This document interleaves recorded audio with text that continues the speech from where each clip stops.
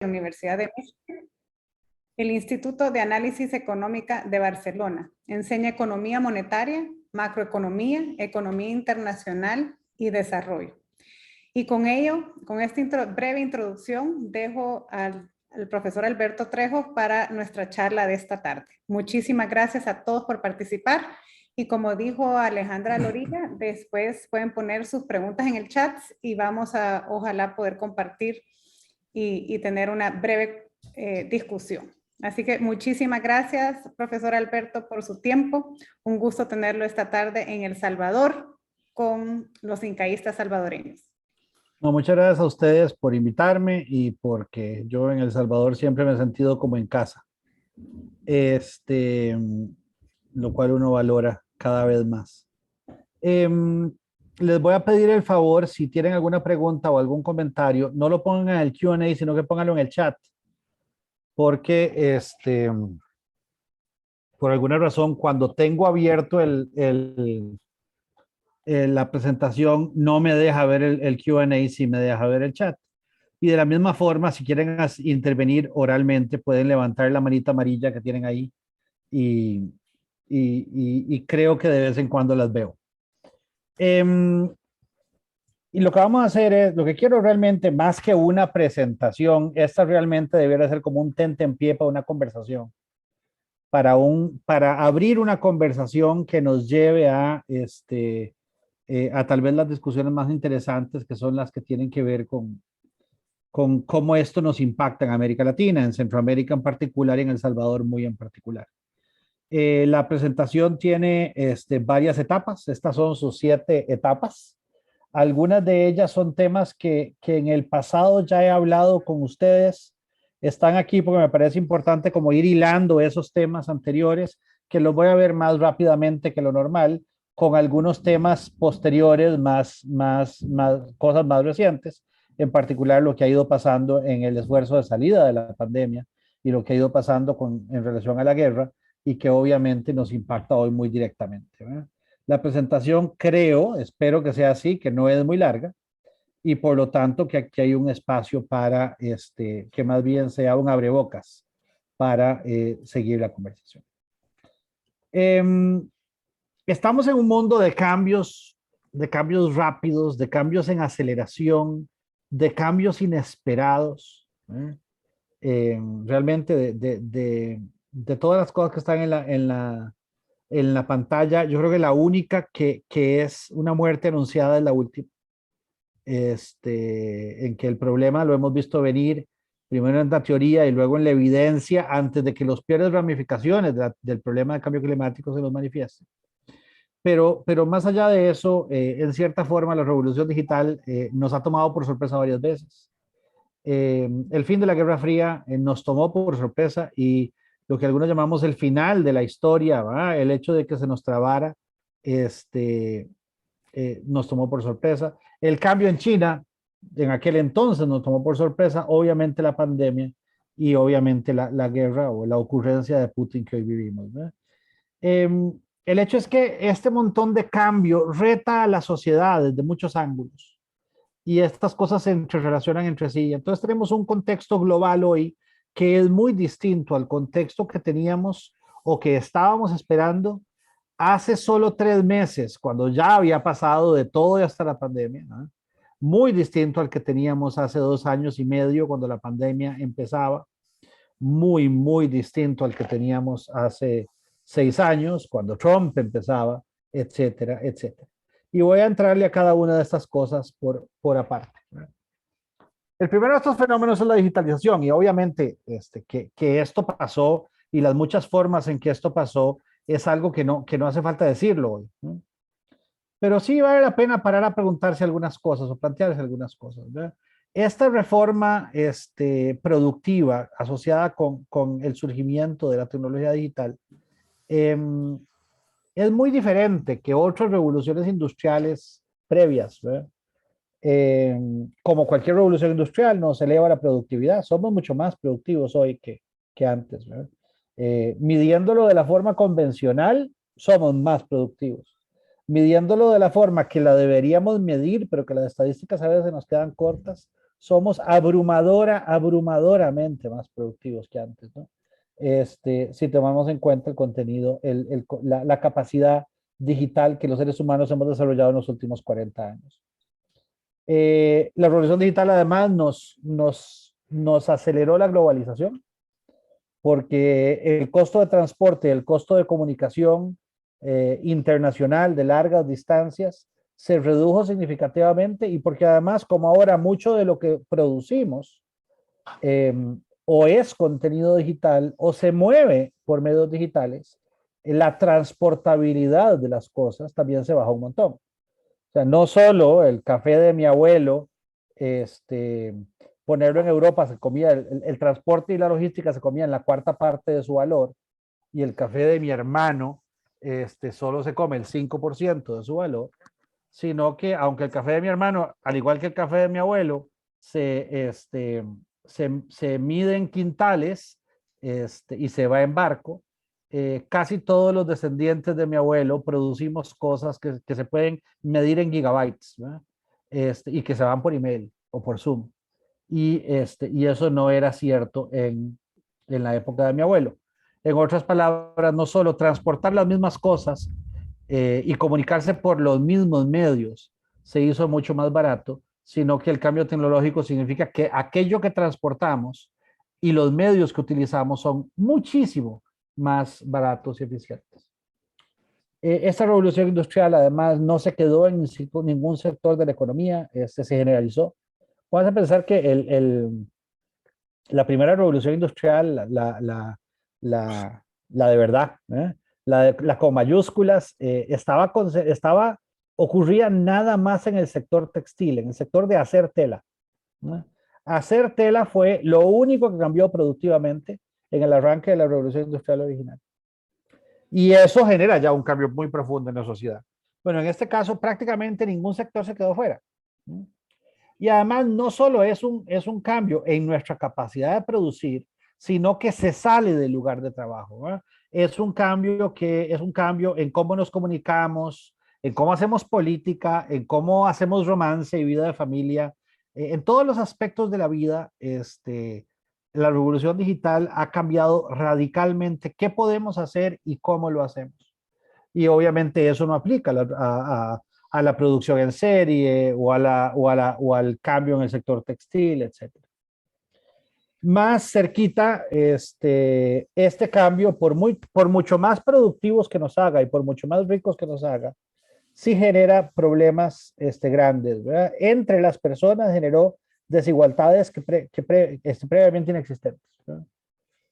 Esto está ligado con el premio educativo, y esto voy a enseñarles unos números más adelante, ligada no solo al premio educativo, que es el hecho de que la gente más educada tiene un incremento de su ingreso, de su productividad y de su ingreso, que es proporcionalmente mucho más grande que el que percibe por el mismo cambio tecnológico la gente menos educada. Y la otra es el efecto del primero, el hecho de que en muchos de estos cambios tecnológicos, ser el primero que desarrolla una tecnología o una plataforma tiene un premio gigantesco en relación a ser del segundo en adelante. Y eso también concentra el ingreso. Pero además, porque no solo genera desigualdades adentro de las sociedades, sino que genera desigualdades enormes entre sociedades. Porque ciertas debilidades competitivas en la calidad del sistema educativo, en la calidad de las telecomunicaciones, en las posibilidades contractuales, en la flexibilidad de la administración pública, etcétera, pesan mucho más en este mundo digitalizado. Y por lo tanto, tener esas debilidades competitivas genera entre países una brecha mucho más alta que la que antes generaba.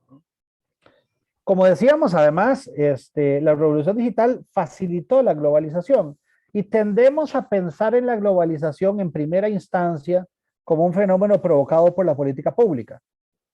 En casi todos los países aprendimos que las barreras que aislaban nuestro mercado de otros mercados eran dañinas para nuestra economía y para nuestra sociedad, y empezamos a remover esas barreras, ¿verdad? Pero también buena parte de lo que nos hace integrarnos en un mundo más chiquitico son cambios tecnológicos que hacen que la logística, el transporte, la administración, la comunicación, como decíamos antes, se hicieran mucho más baratas. Pero además hay un cierto contenido suave que se multiplica, ¿verdad? Hay una enorme difusión de ideas y coordinación de ideas y convergencia de ideas en el mundo entero, ¿verdad? Hay una serie de homogenizaciones y otras transformaciones en los bienes y servicios que comerciamos, ¿verdad? Hay una homogenización enorme en la forma como administramos nuestras compañías y cómo medimos las cosas, ¿verdad? Hay una convergencia cultural en el mundo. Y esto ocurre en buena parte gracias a la revolución digital, y esto hace que la globalización no sea reversible, ¿eh? Que no importa cuántos locos proteccionistas hagamos jefes de Estado en cuántos países que vuelvan a elevar barreras comerciales o barreras a la inversión o barreras al movimiento de capitales. Una vez que las ideas del mundo han convergido tanto y además que las prácticas cotidianas han convergido tanto, es muy, muy difícil imaginarnos la reversión de esta integración global. Y estamos en los albores de esta filmina hubiera podido tener no 12 cuadritos, sino 60, 80, 100. Aquí puse solo algunos ejemplos de lo que, de cambios tecnológicos, de lo que mucha gente llamamos la cuarta revolución industrial. ¿Eh? Tecnologías que son en cierta medida, pero solo en cierta medida, hijas del cambio digital, pero que se han ido mucho más allá y se han metido en otras áreas. Tecnologías que hoy todas son tecnológicamente viables, todas han empezado a penetrar el mercado, la mayoría no ha terminado de penetrar el mercado, pero su implementación va a generar cambios, de nuevo, productivos, de consumo, de bienestar, enormes, ¿no? Y entonces estas cosas lo hacen a uno pensar que la revolución industrial asociada con la digitalización realmente es una secuencia de cambios de la misma naturaleza, que esta sensación de estar en un momento de movimiento tecnológico, de innovación, es una situación que podría hacerse bastante permanente. Bueno, salvo que caiga el Imperio Romano, o caiga el asteroide, o etcétera, etcétera. O nos terminemos de freír por cambio climático. Y entonces que aquellos tiempos que digamos los mayores entre nosotros llegamos a vivir, en los cuales uno sentía que el cambio tecnológico era una cosa tan gradual que lo que movía era las cantidades, pero no las calidades de las cosas. Es un cambio que posiblemente no va a volver. Como decíamos, esto ha generado inequidades y son inequidades que han terminado provocando consecuencias políticas grandes, ¿no? A grandes rasgos en el gráfico, los dos gráficos juntos nos recuerdan que la brecha de género se ha reducido, al igual que la brecha de raza se ha reducido en los últimos 60 años, sin detenerse. Sin embargo, la brecha educativa se ha aumentado. Estos son números en Estados Unidos. Tengo números más actualizados, por cierto, más adelante en la presentación. Estos gráficos, sin embargo, me parece que están como particularmente claros, entonces me gusta arrancar con ellos. Un hombre que no terminó la secundaria, en el 2012, y lo mismo es cierto, en el 2019, ganaba menos en términos reales que su equivalente el día que matan a Kennedy. Mientras que alguien que tiene educación, cuando la gente que tiene más educación, cuanto más educación, más subió su ingreso. Acordémonos que ya los más educados ganábamos más que los menos educados al arrancar esto. Entonces la brecha ya existía y la brecha se aumenta. Este aumento en el premio educativo, en la diferencia de ingreso esperable, dependiendo en función de la cantidad de educación que tiene una persona, termina siendo un factor de desigualdad que es tan grande que compensa a todos los demás juntos, porque prácticamente todos los otros componentes o atributos o fuerzas que llevan a la desigualdad se han encogido en el mismo periodo. Pero ha aumentado y ha compensado a los otros, llevándonos a un mundo más desigual, ¿verdad? justo en un momento en el que estamos culturalmente menos listos que antes para aceptar esa inequidad. Inequidad entre personas en una misma sociedad, inequidad entre distintas sociedades, ¿verdad? Pero en todo caso, este es un fenómeno importante para la sociedad, para la economía y también, como vamos a ver, para la geopolítica y para la geopolítica. Estamos además en un momento de muchísima disrupción, producto de este cambio tecnológico y en particular las tecnologías que enumeraba yo en lo que llamábamos cuarta revolución industrial son particularmente disruptivas. ¿Qué quiere decir disruptivo? Quiere decir que ya no estamos simplemente esperando una sociedad cuya economía crece porque producimos los mismos bienes, los producen las mismas empresas, usando los mismos recursos, en los mismos lugares, y el crecimiento se manifiesta simplemente en que ahora cada vez producimos un poquito más. Ahora lo que estamos viendo es una disrupción en la cual, si bien es cierto, el pastel crece, parte del crecimiento está en satisfacer necesidades que antes no existían, en satisfacer las mismas necesidades de antes con productos que antes no eran los que utilizábamos, o en satisfacerlos con los mismos productos que los producimos por empresas distintas, en lugares distintos, usando recursos radicalmente distintos. Y si bien es cierto, el crecimiento agregado está ahí, por cada, estamos hablando de un proceso que por cada 8 empleos que destruye, crea 10. Se da mucha disrupción porque las personas que pueden aspirar a esos 10 que se crean no incluyen a los que perdieron los 8 que se destruyeron. Y estamos incluso llegando a un momento en la historia en la cual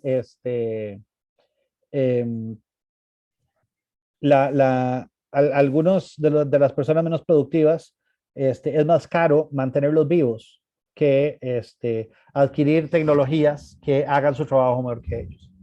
Lo que significa que tenemos un problema de subsistencia que atender. Me parece que alguien tiene la mano levantada. ¿Es Xiomara? ¿Cómo le va?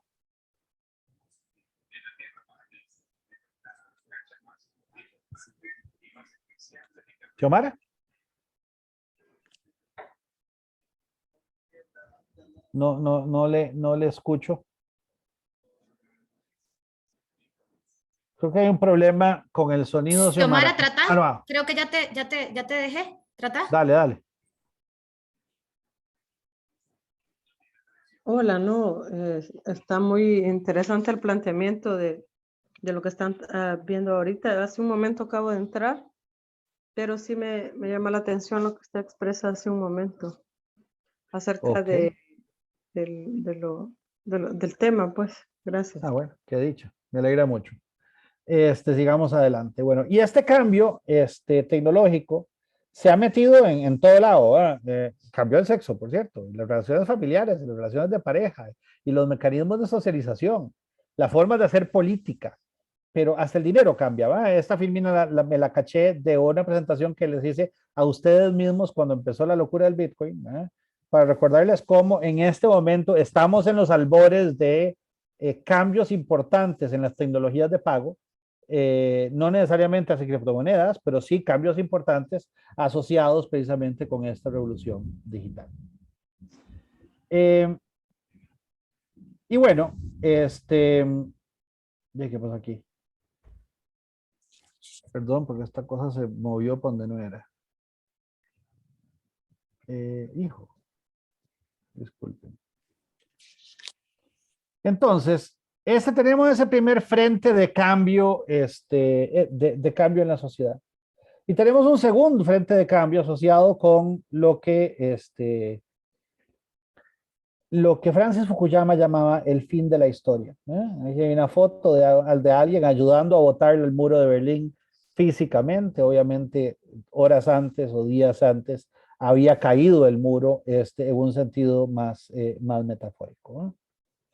La expectativa, esta idea de Fukuyama era simplemente que una vez que, en cierta forma, lo podemos ver como imaginándonos un campeonato de fútbol, ¿verdad?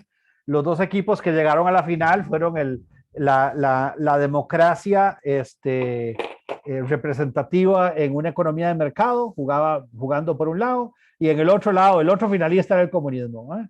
ya habían sido eliminados en semifinales la monarquía y la dictadura militar, y habían sido eliminados en cuartos de final, etcétera, etcétera, etcétera. Estos dos llegan a la final fue una goleada, generando la expectativa de que lo que Fukuyama decía era, ahí acabó la historia. Ya solo hay un sistema sobre la mesa. Cuesta mucho imaginarse cuál es el sistema que no hemos inventado, que se pondría sobre la mesa, ¿no? Eso tal vez era una falta de imaginación de Francis, pero como a mí tampoco se me ha ocurrido, no se lo voy a criticar. Y bueno, entonces, ¿cómo es ese mundo para el que vamos?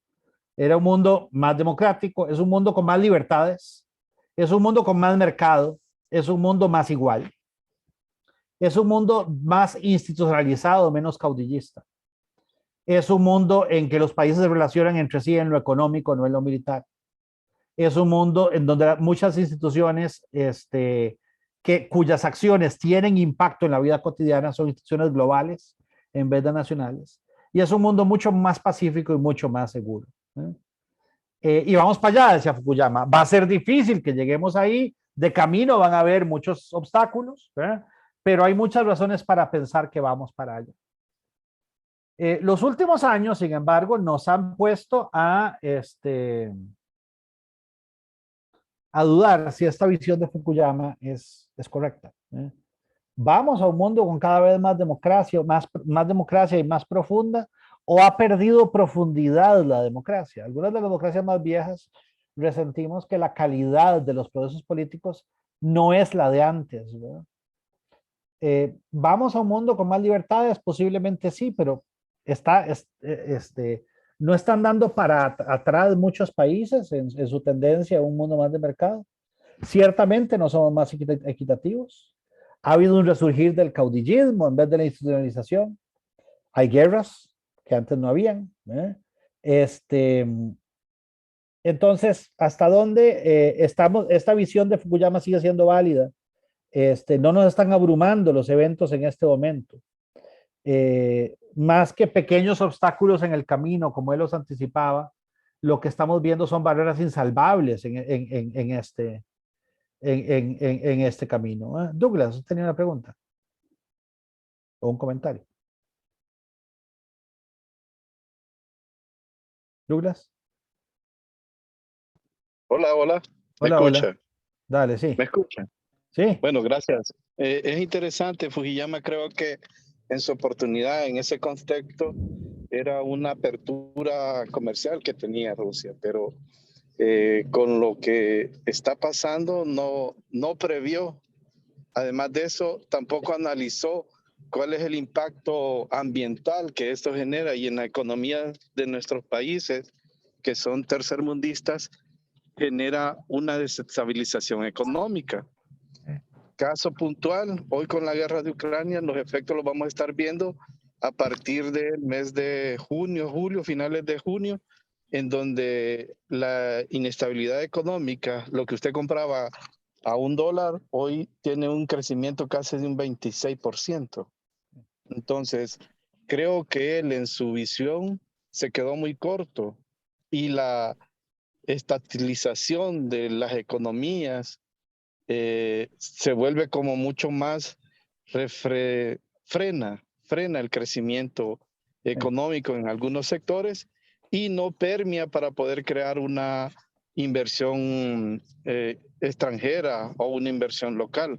No sé si me equivoco. No, me suena razonable lo que usted dice. Tal vez es medio injusto.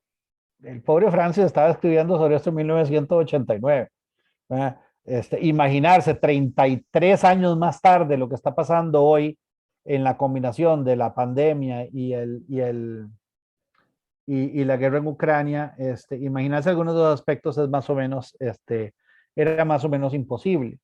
De la misma forma, Fukuyama nunca dice que no estemos en un problema ambiental y por lo tanto el hecho de que estamos en un problema ambiental tan grande, no necesariamente lo contradice.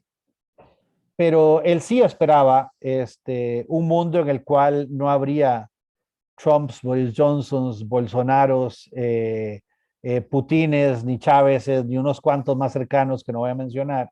No se imaginaba un mundo que era más desigual en el 2022 que en el 1989. No se imaginaba las instituciones globales y las instituciones democráticas locales a la defensiva en vez de a la ofensiva. Y en ese sentido, pues sobre eso sí habló, ¿eh? Y ahí sí, pues desgraciadamente hay razones para preguntarse hacia dónde esta expectativa sigue siendo razonable. Un tercer frente de cambio que se nos volvió parte del ambiente y dejamos de hablar de él con la profundidad con la que debiéramos, pero es un cambio muy profundo, es el cambio en China. No en el sentido del cambio, el cambio provocado por Deng Xiaoping, ¿verdad? Y que el señor de la derecha, que es posiblemente la persona más influyente de los últimos 2 siglos. Esa revolución económica que tuvo China desde la muerte de Mao. Sino también por las transformaciones más recientes en China, de las cuales no estamos hablando contemporáneamente, porque claro, hay muchas otras cosas pasando, pero le damos la atención a cuando China empieza a cambiar en los 80s, estábamos hablando de ello. Cuando el cambio de China se materializa en nuestras vidas, cuando ya adquiere estatus de nación más favorecida, entrando a la OMC, no hablábamos de otra cosa. Pero cambios tan profundos como en esa trayectoria, como los que China ha tenido en los últimos, voy a decir, 6, 4, 2 años, ciertamente con la crisis financiera internacional, un cambio profundo, con el surgimiento de Trump, un segundo cambio profundo, y luego con los movimientos recientes, cambios mucho más profundos, de los cuales no estamos hablando tan profundamente. China es obviamente un fenómeno importante, no porque sea el país de más crecimiento en la historia, que no lo es, ¿verdad? Aquí lo que hice fue que hice una gráfica con varios países de crecimiento acelerado, llevando su ingreso a 1, el ingreso del año en que despegan es 1, ¿verdad? Y como ustedes pueden ver, ahí hay países de Corea en los siguientes 50 años multiplica su ingreso por habitante por 80 y pico. Botswana en menos años, pero lo multiplica por 60, etcétera, etcétera. China, que es la línea roja, a estas alturas de su transformación, lo ha multiplicado por bastante menos. Y además, las barras de la izquierda lo que nos dicen es cuál es el ingreso en el momento de partida. China además arranca desde muy, muy pobre, mucho más pobre que los demás, ¿verdad? En esta lista de países, el único que arranca más pobre es Botswana.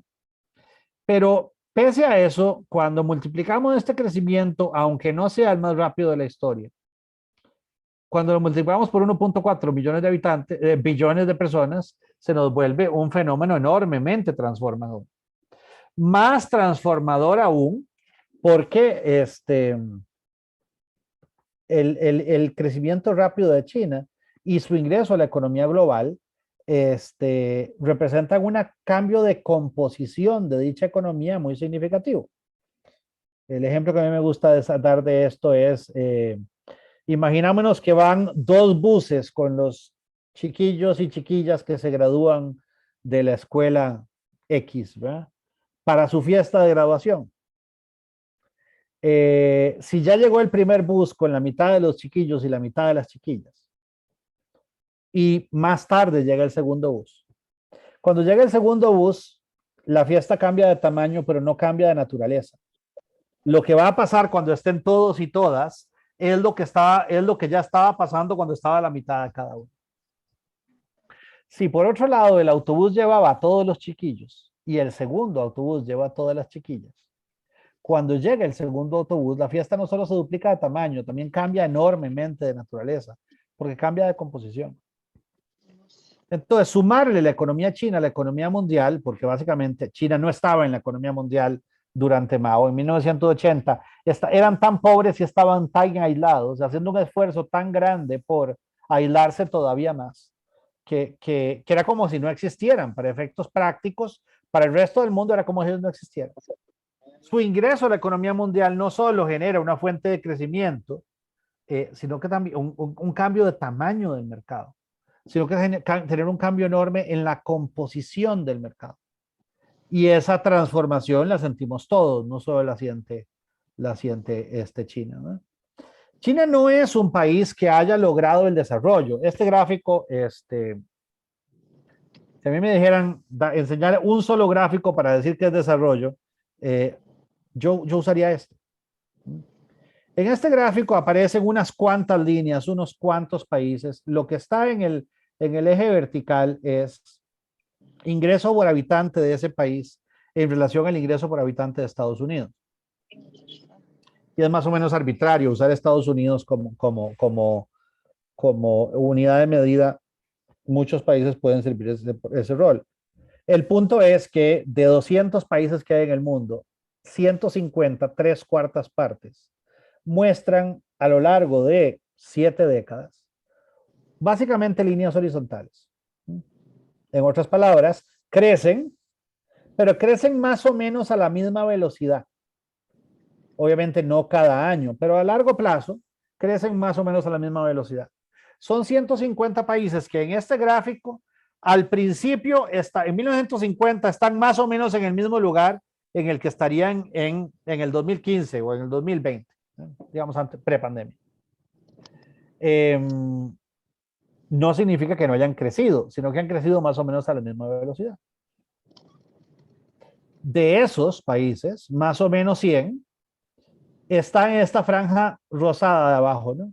De la tercera parte del ingreso gringo para abajo. Y la otra tercera parte, más o menos 50 países, están en la franja verde. 2/3 partes del ingreso gringo para arriba. No hay nadie en la franja amarilla. Entre 1/3 y 2/3, no hay una sola línea horizontal. No hay ningún país que sea a la vez de ingreso intermedio y de crecimiento balanceado. Por supuesto, hay países que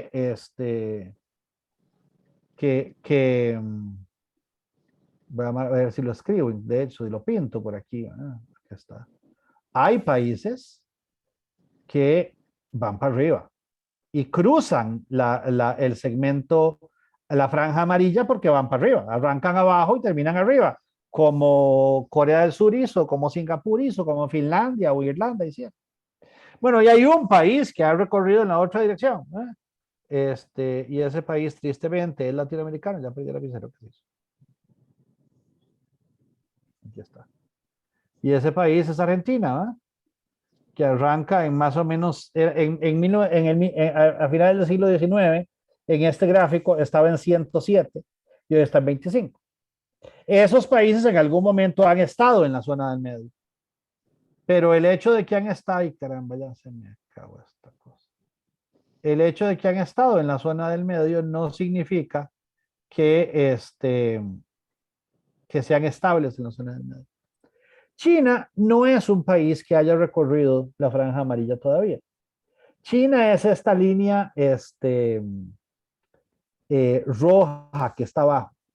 Han crecido un montón, sí, tenían el 2% del ingreso gringo en los 50 y todavía en 1980 con la muerte de Mao ya iban por el 20 y tantos por el 20% del ingreso de Estados Unidos a finales de la década de la primera década del milenio.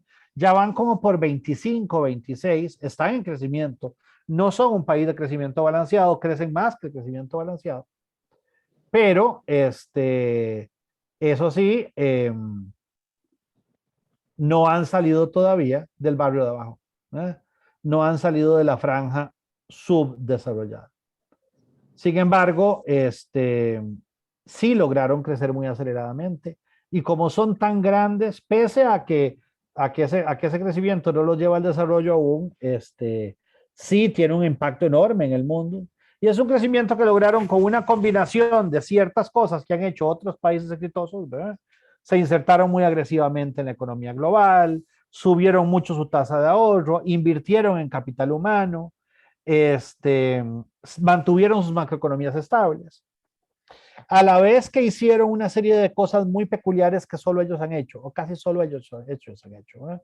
Hicieron una segmentación geográfica de su territorio muy peculiar, ¿verdad? Haciendo una reforma económica y también extraeconómica en una parte del país a la vez que el resto del país sigue estando en el viejo sistema y con los viejos ingresos, ¿verdad? Jugaron con la demografía, ¿verdad? Con la reproducción, el hecho de que la política muy draconianamente impuesta de solo un niño por pareja, ¿verdad? Que ha generado cambios demográficos, cambios en la velocidad a la que se acumula capital físico, capital humano por cabeza, y además efectos políticos muy peculiares, ¿verdad? Han hecho algunas cosas peculiares también para capturar tecnología, tienen una política exterior muy peculiar, ¿verdad? Aprovecharon de una forma interesante los desequilibrios económicos globales, ¿verdad? En particular antes de la crisis financiera del 2008, conforme ciertos países fueron generando enormes déficits, entre ellos pero predominantemente Estados Unidos y una parte de la zona del euro, eso le permitió a China acumular un superávit significativo, con lo cual su orientación productiva, la composición de su producción, pudo moverse hacia el tipo agresivamente hacia el tipo de cosas del cual son exportadores a esos países occidentales, ¿verdad? Y entonces esa transformación china nos pegó a todos muy duro, para bien, ¿eh? Hay un sentido para mí muy importante en que para bien, y es que ese ratico en que China está creciendo y todavía no se nos ha desarmado políticamente el mundo, fue el único rato, creo yo, en la historia, ciertamente en la historia documentada, en que los dos chiquillos más grandes del barrio no están a punto de darse de trompadas, ¿no? Antes de eso, la Guerra Fría, los conflictos alemanes, británicos, franceses, para atrás, para atrás, para atrás, para atrás, hasta los aztecas y los tlaxcaltecas y los mongoles y los chinos, para atrás, para atrás, para atrás, para atrás, hasta que hace 200,000 años, no sabemos quiénes eran, pero sabemos que nuestros ancestros estaban a punto de darse trompadas, ¿eh? La guerra estaba mucho más latente y en ese ratito, los dos chiquitos más grandes del barrio estaban viendo a ver qué se vendían, no cómo se pegaban, ¿no? Pero bueno, China ahora tiene un momento de transición muy retador en muchos frentes, ¿verdad? El frente demográfico, porque de ahí sí, la consecuencia de tantos años de un niño por pareja es hoy un problema demográfico enorme, ¿verdad? Es un país donde ya los niños nacidos son uno por pareja, los hijos únicos de sus papás y nietos únicos de sus abuelos, son el grueso de la fuerza laboral y sostienen una cantidad de dependientes ya retirados anormalmente grande. Y donde esto se convierte en un problema económico importante. Tienen problemas grandes en sus finanzas, ¿no? La parte de China que no es zona económica especial y que no se transforma económicamente, sigue teniendo un estado chino básicamente quebrado y hace falta que el todo crezca a tasas como las que tenían y no como las que tienen ahora para que ese faltante financiero no se manifieste, ¿verdad? El hecho de que tienen el problema de Rey Midas, ¿verdad? El Rey Midas, pero al revés, todo lo que tocan se vuelve otra cosa, ¿verdad? Es complicado, ¿verdad? China es un país de dotaciones de recursos muy peculiares, muy escaso de lo que es escaso, sobre todo de materia prima, muy abundante de lo que es abundante, y por lo tanto que conforme va creciendo, va aumentando enormemente las ofertas de unas cosas y las demandas de otras en el mundo. Lo que China compra no tiene otra alternativa que hacerse más caro y lo que China vende no tiene otra alternativa que hacerse más barato. Y eso pone una presión, esa pérdida constante de términos de intercambio pone una presión muy significativa sobre su sistema. El hecho de que cuando colapsa la economía global en el 2008, en parte consecuencia de desequilibrios macroeconómicos, o sea, para algunos países que tenían faltantes y otros que tenían sobrantes muy marcados, obliga a los países que tenían faltantes a reducirlos. Y eso significa que los que tenían sobrantes ya no los pueden mantener, ¿verdad? Si los gringos no piden prestado $500 billion, los chinos no tienen a quién prestarle $500 billion. Y entonces cuando se reducen los desequilibrios, se reducen por los dos lados. Y eso obligó a China a orientar su crecimiento hacia adentro y a reorientarse productivamente, lo cual ha reducido, como decíamos antes, significativamente la velocidad que puede crecer, ¿verdad?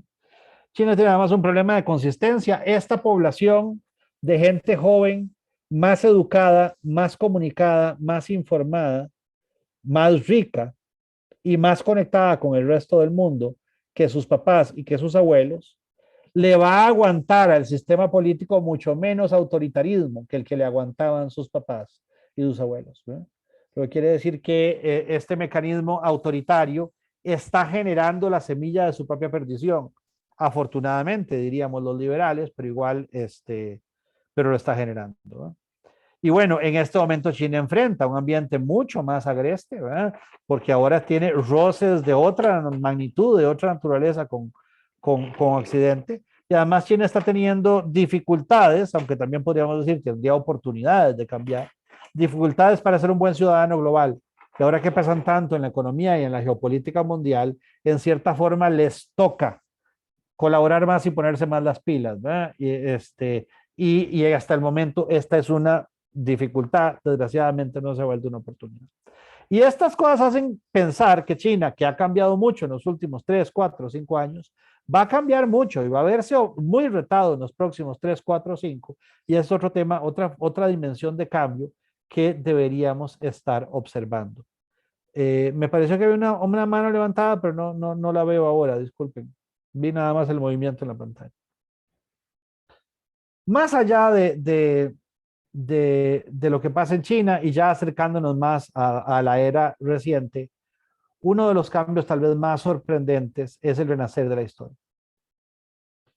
El que resulta que Fukuyama había un sentido en el que estaba radicalmente equivocado, ¿eh?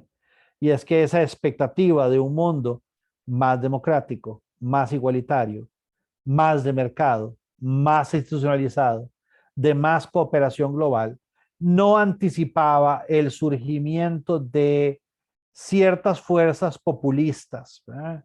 Que son predominantes hoy en el mundo, ¿verdad? Vean esas 5 fotos que están ahí. Y de nuevo, tenía una buena lista de fotos que poner ahí. Vean que no me cupieron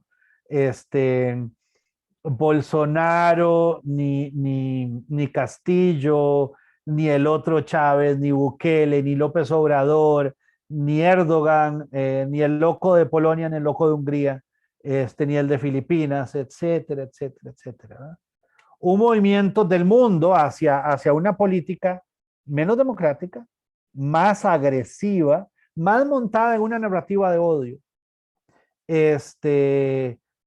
Claramente contra mercado, contra integración global, en la cual nos hemos visto en los últimos años, ¿verdad? Y bueno, uno puede discutir si esto es una cosa buena o mala. En mi opinión, es una cosa mala. Otros podrán pensar que es una cosa buena. Lo que me parece que es bastante menos discutible es que esto está pasando, ¿eh? Que está sucediendo un movimiento hacia un estilo de liderazgo y un estilo de distinto, y sobre todo hacia que ciertas fuerzas que creíamos que iban de retirada en la historia están teniendo un momento fuerte, ¿eh? en su poder político, ¿eh? ¿Por qué pasa esto? En parte sí, tenemos hoy en día, sí, Alejandra. No, perdón, no soy yo. No, Alejandra Loría raise her hand. Hay otra Alejandra Loría. Soy Me cloné. Poneme, descloname, Alejandra. Ah, es don Roberto, bueno. es don Roberto, es don Roberto. Bueno, adelante. Hola, Alberto, mil gracias Hola. por darnos esta excelente presentación. Siempre es un enorme placer intelectual escucharte. Dale. Mira, una pregunta. El libro de Fukuyama tenía toda la razón asumiendo que el mundo civilizado y el mundo desarrollado fuera congruente. El problema que pasó es que el entorno del mundo civilizado cambió radicalmente con la caída del muro de Berlín, y el mundo civilizado se quedó como que no había pasado nada. Y no hicieron nada para poder levantar al resto del mundo en un ambiente de paz y un ambiente de prosperidad. La negligencia de Estados Unidos y Europa hacia Latinoamérica y hacia los países pobres es penoso después de la caída del muro de Berlín. Si hubieran actuado de otra manera, tal vez Fukuyama hubiera tenido razón. Lo que pasa es que abandonaron el mundo y se dedicaron a hacer su cosa solo para ellos, pues. y no permitieron que la historia se desarrollara del modo que Fukuyama creía que se iba a desarrollar. Está interesante lo que estás diciendo, Roberto, y gracias. Estoy parcialmente de acuerdo. ¿Por qué? Porque esa visión de Fukuyama no se resquebraja primero en los países en desarrollo. Por el contrario, se resquebraja primero en los países desarrollados. Y segundo, porque cuando uno está en el negocio de las predicciones, como Fukuyama, no se vale decir mis conclusiones no ocurrieron porque mis premisas no ocurrieron. Estás en el negocio de predecir las premisas. ¿Verdad? Entonces, aquí se dieron fenómenos, ¿verdad? En parte porque el mundo tuvo sorpresas inesperadas, ¿verdad? No estábamos esperando el 11 de septiembre, no estábamos esperando la crisis financiera del 2008, se estaba esperando, en el 89 no había por qué esperar que las fuerzas que nos hacen más desiguales y que vienen de la tecnología iban a ser tan fuertes, ¿verdad? En el 89 no estábamos tan claros quizás del impacto que iba a tener el ingreso chino en la OMC. Pero además, aquí hay otras cosas, si se quiere, un tanto más impredecibles, ¿verdad? La dirección que tomó la tecnología de comunicación, que es una dirección que facilita la polarización, facilita el simplismo, el lenguaje sobrio de un candidato centrista o de un líder, digamos, que yo llamaría serio, a la hora de discutir los temas de la nación, es un lenguaje que no cabe en Twitter en 140 caracteres. Es un lenguaje demasiado complejo para que se haga viral en WhatsApp. Es un lenguaje demasiado elitista, si se quiere, dirían algunos, ¿verdad? Demasiado técnico para que las masas se ilusionen con él. Mientras que el lenguaje lleno de odio, de simplismos, de acusaciones, de xenofobia, de homofobia, de racismo, de violencia de género, de culpabilización fácil, ¿verdad? De las extremas, sí se presta para moverse en WhatsApp, para moverse en Twitter, con una facilidad enorme, ¿verdad? Segundo, porque hay ciertos grupos sociales que sienten que sus privilegios se erosionan mucho. Y en un momento voy a plantearles algunos números para que veamos a qué me refiero. Y estos no son necesariamente en todas las sociedades los grupos menos aventajados. En algunas son los grupos más aventajados. Esos grupos que eran realmente privilegiados, pero si sus privilegios se erosionan, en realidad se hace más chiquito. O no se encoge, pero se encoge en relación a los que tenían debajo que les van alcanzando. Eso genera un caldo de cultivo para una agresividad, para una deseabilidad de un lenguaje de odio, un lenguaje antidemocrático, antiintegración, que luego termina prevaleciendo. También los seres humanos no nos gustan los cambios. Tanto cambio simultáneo reta nuestra cultura, alerta nuestro instinto tribal, nuestro conservadurismo. Además, hay problemas reales. Y esto genera una tentación para buscar las extremas, que además va acompañado de la tentación de otros de decir, no, es que si el mundo arregla los problemas de verdad, yo pierdo por aquí. Entonces tal vez me conviene más que la gente se invente problemas de mentira en su mente. Y que esos sean los problemas que se pongan a arreglar. Y todas estas cosas se van juntando en me parece a mí, deterioro de lo que Fukuyama planteaba, deterioro de esa expectativa que yo creo que muchos teníamos de que el mundo iba en aquella dirección hacia la democracia, hacia el mercado, hacia la integración global, etcétera, etcétera. Stanley.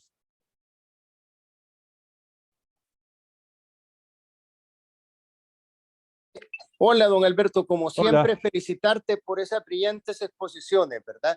Pero quería preguntarte, dado ese contexto mundial que tú mencionas, ¿cómo lo tropicalizamos para El Salvador?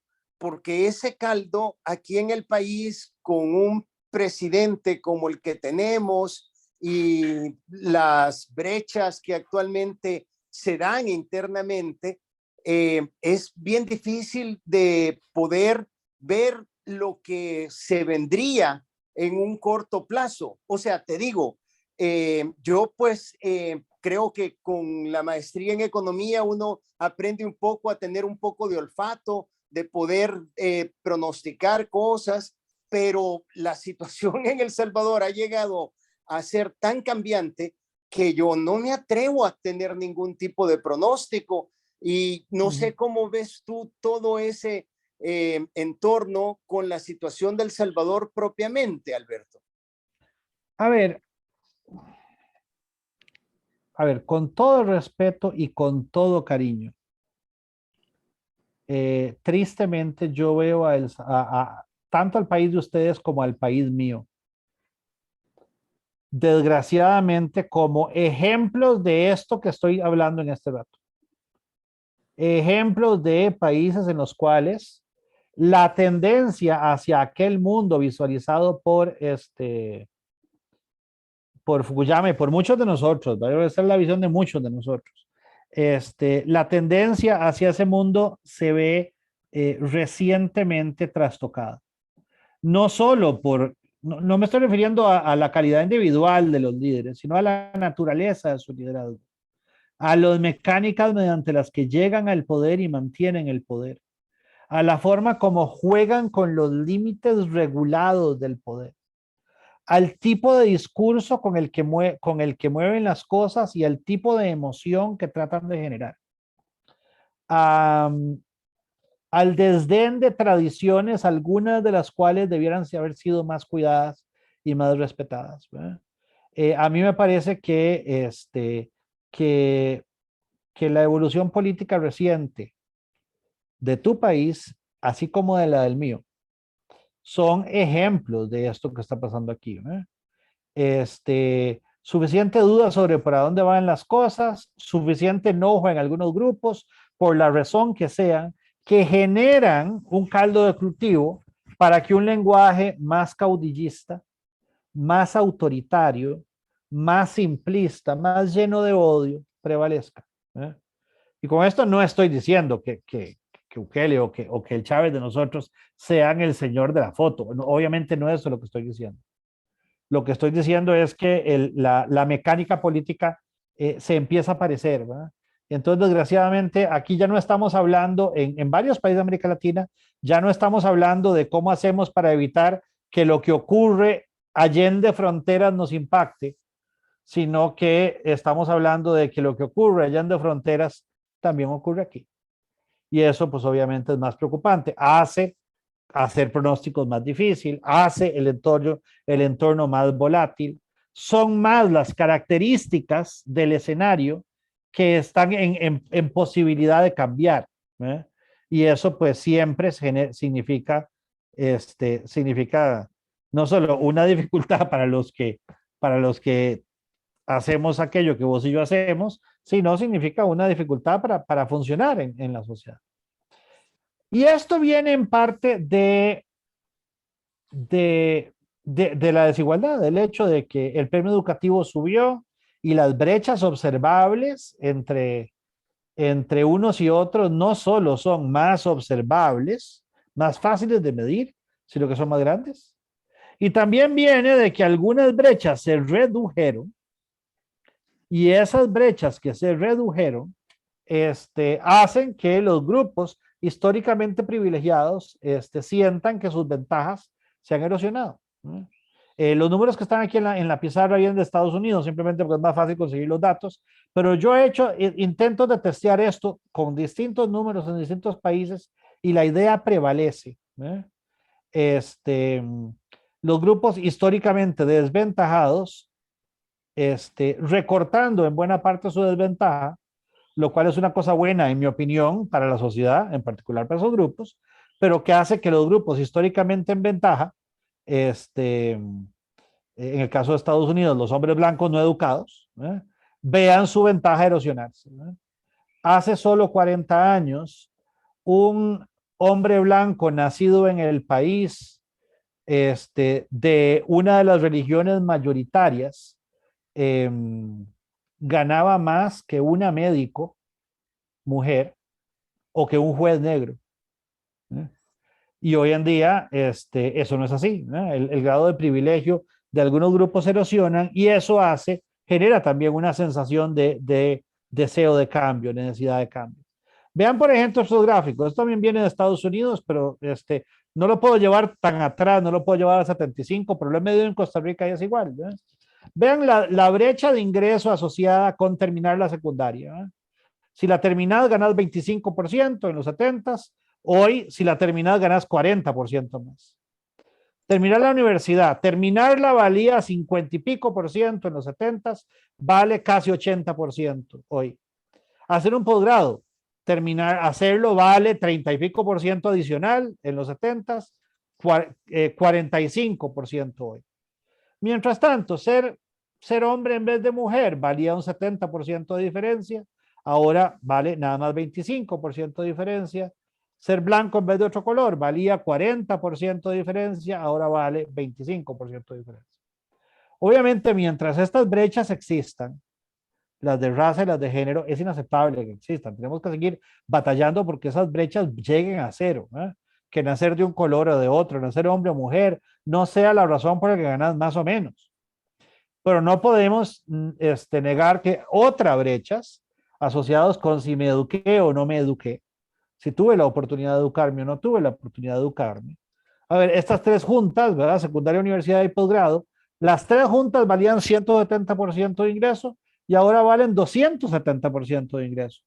En 40 años es un cambio muy grande, muy significativo, y esto pues obviamente genera un caldo de cultivo para aude a un lenguaje más agresivo, más populista, más orientado a lógicas de suma cero, liderado por gente con naturaleza mucho más caudillista que antes, ¿verdad?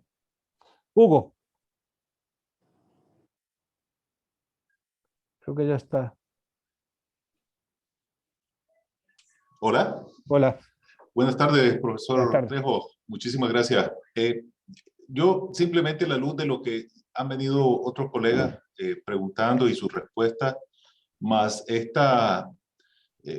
concepto que usted trae sobre el renacer de la historia, se me asimila un poco a lo que Huntington decía en 1968. Las brechas entre digamos, las expectativas que una persona podía tener y la capacidad de satisfacerlas iba a ser como el motor de una serie de revoluciones sociales que al final ocurrieron o no y siguen ocurriendo, aunque tal vez no de la manera en cómo se previeron antes, sino en la forma en que las estamos viendo. Pero pareciera que el origen sigue siendo el mismo. No, bueno, Hugo, para empezar, excelente comentario. Me hiciste sonreír porque antes de que otro caudillo lo metiera en la cárcel por la osadía de lanzarse a la presidencia, cada vez que yo decía Fukuyama, Arturo Cruz me contestaba Huntington.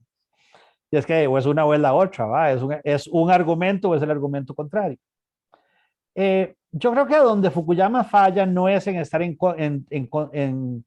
contradicción con Huntington, sino en haberse imaginado que el mundo iba en una dirección en que las fuerzas disruptivas de Huntington se iban a hacer cada vez más pequeñas, cuando realmente en los últimos años, sobre todo después de los ataques terroristas, sobre todo después de la crisis financiera internacional y sobre todo después de la pandemia, esas fuerzas de Huntington, en vez de hacerse cada vez menos importantes, más bien se hacen cada vez más importantes. Entonces yo siendo justo con Francis, diría que no es que él estaba pensando al revés de Huntington, sino que él estaba imaginándose un mundo en que las fuerzas disruptivas de Huntington se achicaban Y en este último ratico de la historia, en estos últimos 12 años o 14 años, en vez de achicarse, se han agrandado. Bueno, eso nos lleva a momentos más cercanos. La pandemia. Y creo que ya podemos hablar de la post-pandemia. No porque la pandemia haya terminado, aunque claramente estamos mucho más cerca de que la enfermedad es una enfermedad endémica que una enfermedad en fase exponencial de crecimiento, pero bueno, ya podemos hablar de la post-pandemia, ¿verdad? Y que obviamente estamos hablando de cosas mucho más recientes, ¿verdad? Y tal vez un punto es recordarnos cómo los que estamos en esta conversación somos hijos de la gran moderación. Una parte importante de nuestra vida adulta, y en algunos casos la totalidad, ocurre después de la gran moderación, ocurre después de que la volatilidad de las economías cae radicalmente de mediados de los 80s hasta el estallido de la crisis financiera internacional. Una vez que la volatilidad cae, la preparación práctica de las compañías, instrumental de los gobiernos y psicológica de los individuos para lidiar con la volatilidad también cae, ¿verdad? Si uno vive en un mundo más apacible de un momento a otro, entonces empieza a estar menos listo para manejar momentos de incertidumbre, ¿verdad? Y bueno, esto aplica a por qué nos costó tanto asimilar la crisis financiera del 2008. ¿Por qué nos cuesta tanto asimilar la pandemia? ¿Por qué nos cuesta tanto asimilar algunas cosas que estamos viendo hoy? De la pandemia vamos a amanecer muy cambiados. Vamos a salir muy endeudados. Esto hijo, me corrió la inflación está tan alta que se corrió de la pelotita. Pero en todo caso, obviamente en El Salvador es un país que sale en una situación fiscal particularmente precaria, ¿verdad? Estamos saliendo de una recesión muy profunda. Hemos perdido mucho y hemos perdido a muchos. En algún sentido, la pandemia, más que causar desigualdad, manifestó nuestra desigualdad en una forma muy cruel. En algunos lugares salen de la pandemia muy peleados, ¿verdad? En algunos países, en algunas culturas, en algunos momentos históricos, los grandes instancias de enfrentar juntos un problema común nos unen, pero en otras coyunturas, momentos históricos, culturas, etcétera, la tensión de enfrentar un problema, aunque sea un problema común, nos separa.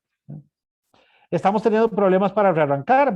Hay un barquito de dibujito cuando en esa frase, ¿no? Porque obviamente los problemas de reactivación logística del mundo y de las cadenas de valor, a los que me voy a referir en un instante, son parte de la dificultad de salir de la pandemia. Estamos viviendo presiones inflacionarias, en buena medida se explican por la guerra, pero en alguna medida se explican por otras cosas que son más intrínsecas a la pandemia en sí. Estamos viviendo, y aplica la misma aclaración, momentos de commodities más escasos. Estamos saliendo, por otro lado, de la pandemia, habiendo puesto a prueba ciertas tecnologías que ya teníamos, pero que no estaban siendo utilizadas significativamente y que han tenido una penetración enorme en estos años. Estamos saliendo de esto con nuevos hábitos, ¿verdad? No solo de no saludar de beso y de lavarnos las manos, sino algunos que me parece que son más profundos y ojalá más permanentes. Estamos saliendo quizás más precavidos, ¿verdad? No hay nada, el que se quema con leche ve la vaca y llora, ¿verdad?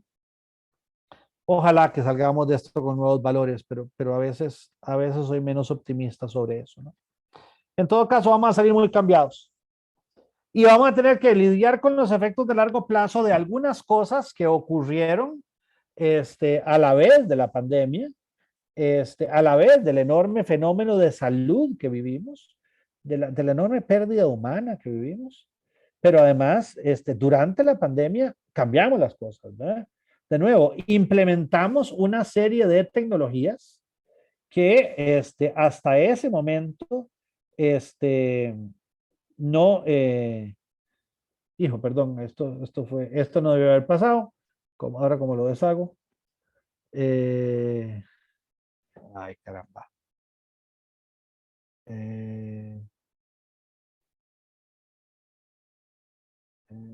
Ok, ahí está. Implementamos una serie de tecnologías nuevas que no teníamos o que teníamos pero que no habíamos implementado tan intensamente. Y ahora, ¿quién nos quita lo bailado? ¿Quién nos quita lo aprendido?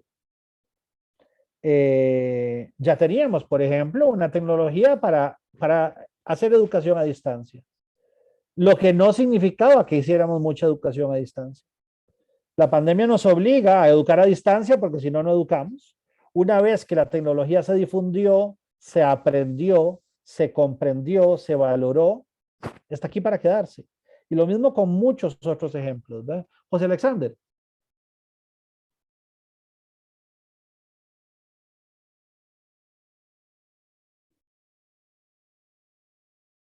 A ver.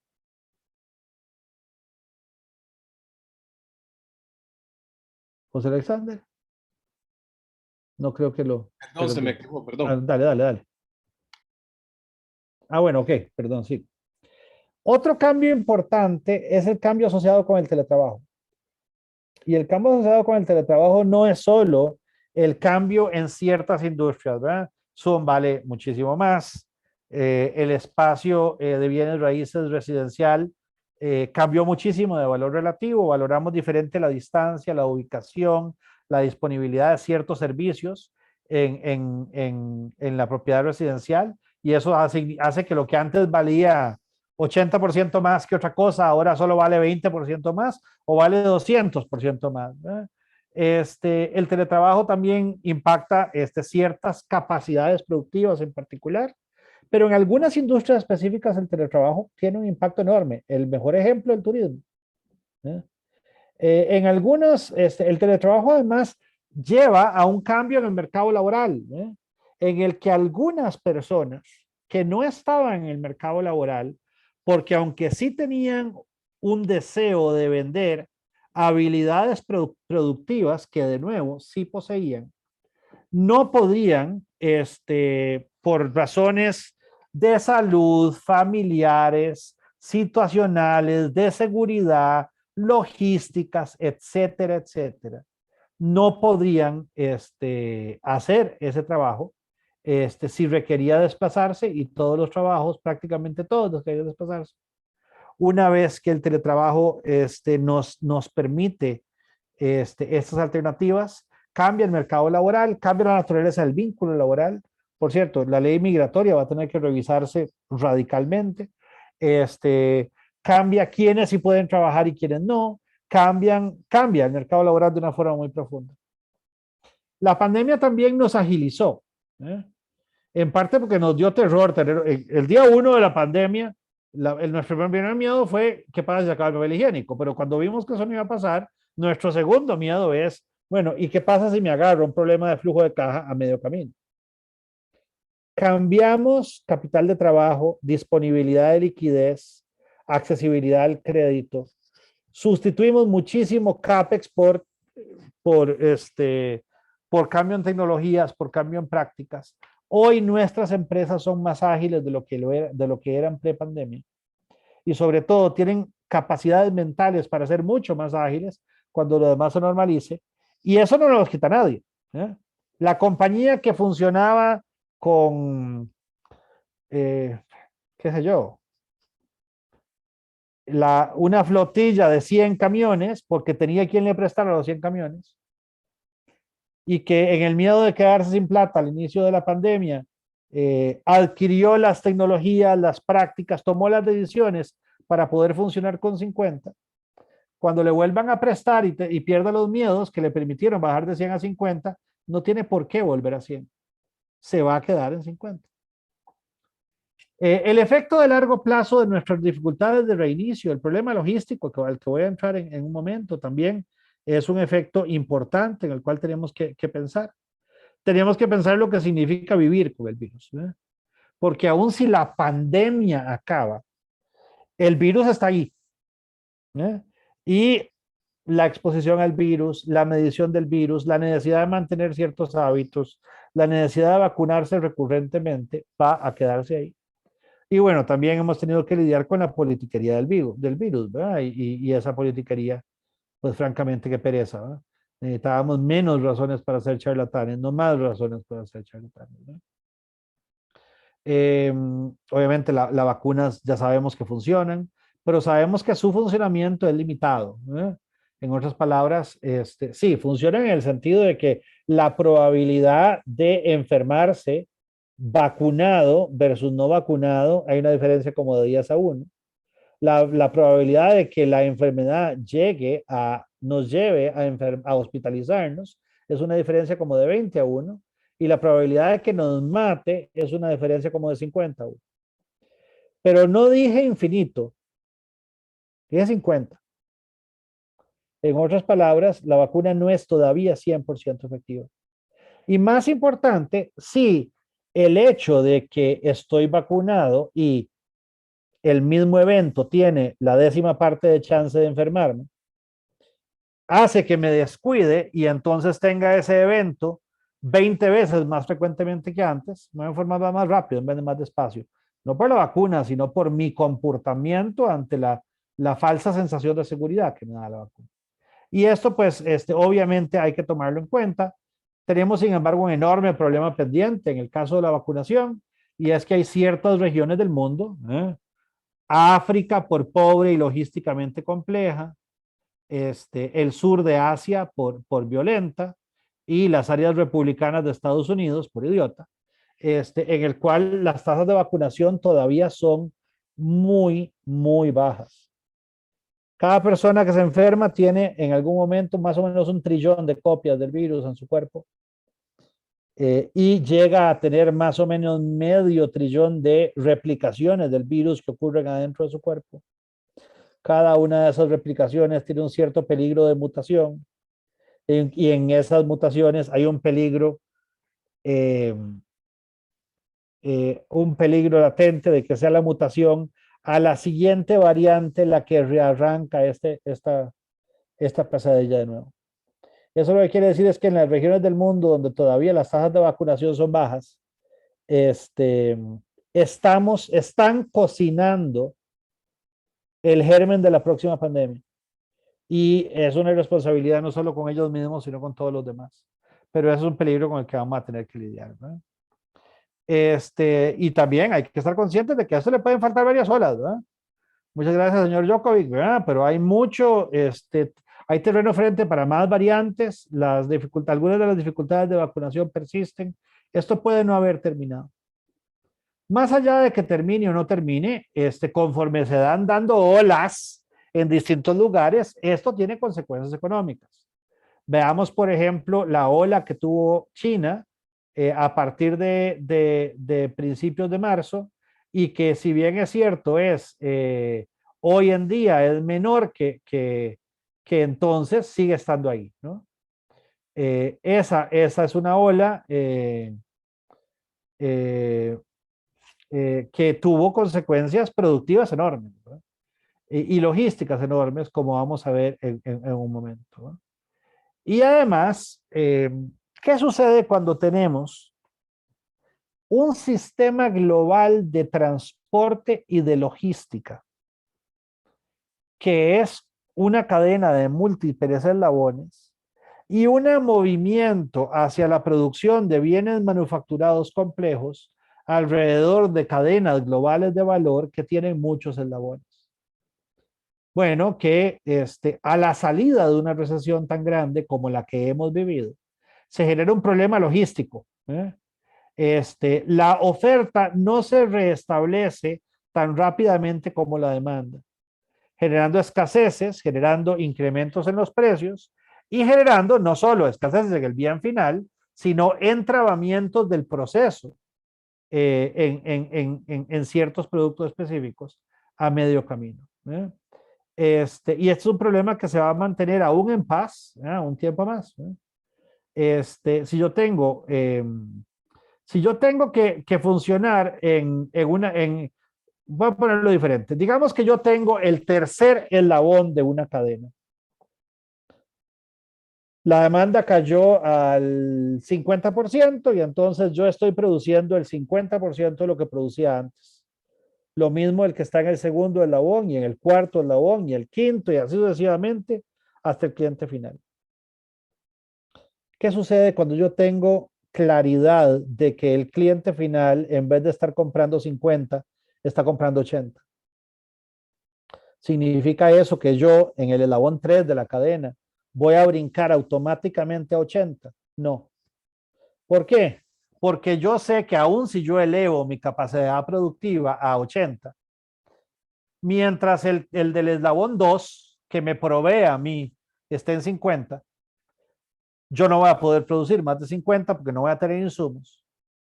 Y mientras el eslabón 4, que toma lo que yo produzca, esté en 50, yo no voy a poder producirle más de 50.